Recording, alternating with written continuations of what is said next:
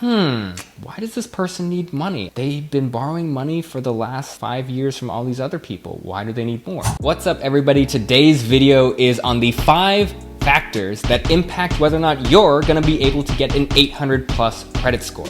Now, you can read about this on our blog, link in the description, or check out Experian's webpage. But according to Experian in June of 2020, the idea is there are 5 factors that will govern what your final score will be.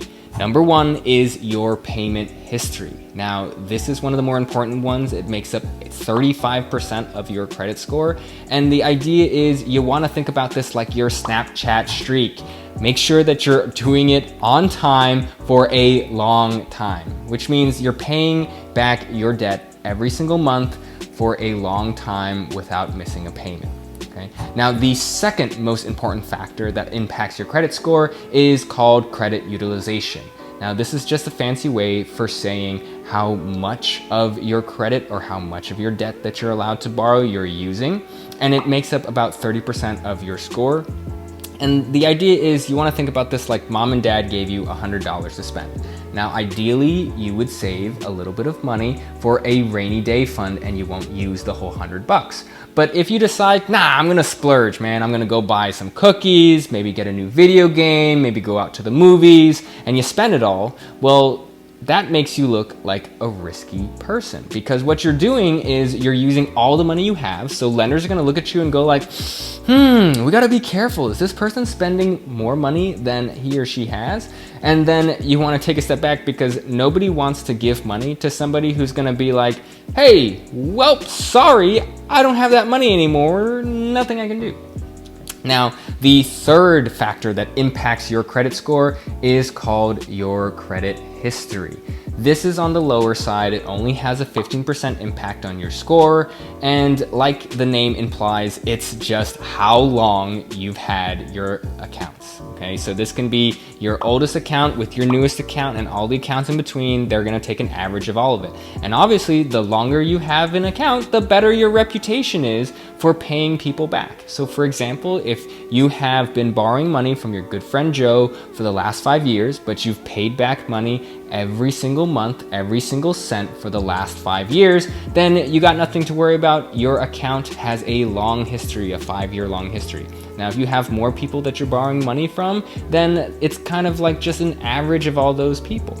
Now, this is a great segue for our fourth factor that impacts your credit score. Again, not as important. It only has a 10% impact on your credit score, but that is credit mix. This is just a fancy word for saying how many different types of credit you're borrowing from, or in our scenario, how many different people you're borrowing from.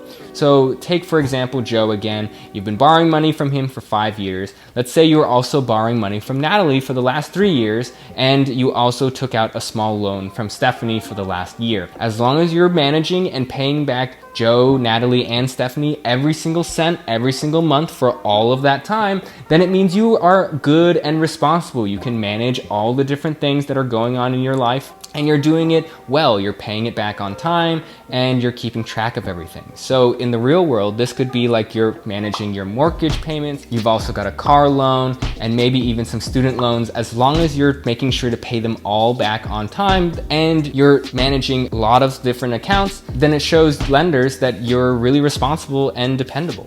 Which brings us to our final factor that impacts your credit score, and that is your new credit. Now, this is just a fancy way of referencing hard pulls or hard inquiries. You might have heard your parents talk about that a lot, and people always freak out because they're like, no, I don't want to get my credit pulled. It's gonna like kill my credit score.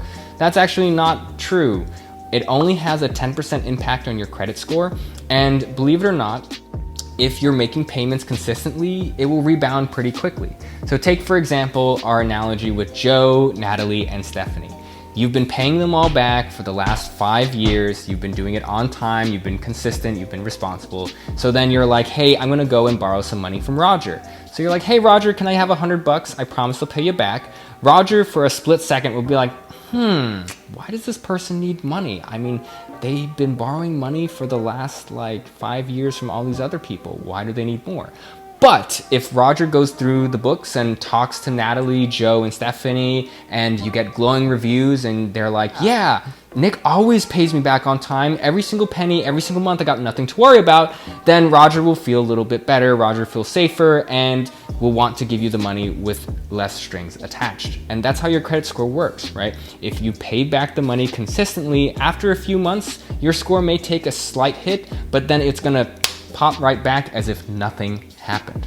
So these are the 5 things that I kept in mind over the last year to get me into the 800 plus range. As you can see here, through Credit Karma, through Mint.com, and through my individual credit cards credit score report, I was able to get straight to an 823 by just focusing on mainly the top 2 and not worrying too much about the number of hard inquiries I have or accruing a ton of different types of debt. Now remember folks, your credit score is dependent on you pulling out a lot of debt and your ability to pay it all back. So for some people, this may not be the most responsible way to go.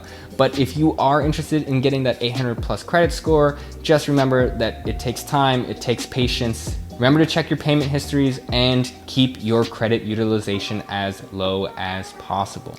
Thank you so much for checking out our video on the 5 factors that impact whether or not you can get an 800 plus credit score. This is your boy Nick with Winning Lifestyles.